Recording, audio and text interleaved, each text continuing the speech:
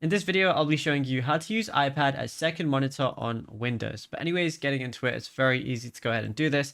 And you can do it for completely free, but I'd recommend using a wire for the best stability. So what you want to do is on your App Store, on your iPad, download Splashtop Wired X Display.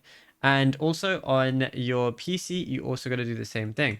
So we're going to go over to our browser of choice, which in my instance is going to be Google Chrome, and then just type in X Display Agent like so, and you're going to see Splashtop. Now download it for Windows, or of course if you're on Mac, just download it for Mac if you're on that. Then go ahead and press yes, and it's going to be preparing to install. Now, the main thing for this is you're going to have to basically just ensure that both your iPad and your PC are connected, but we'll get to that in a second.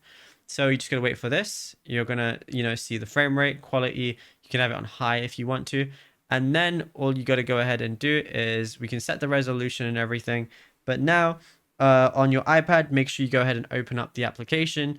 And then it's just going to ask you to plug your iPad or iPhone to the computer. Okay, so now it's connected, and you know it's connected because if I go to my display settings, these are my three normal monitors, but then I see iPad right here as well. If I click identify, it's going to show that as well. And yeah, it's literally as simple as that. And just so you know, this is actually what it looks like. So I have the fourth monitor right here. In my instance, it's the fourth one.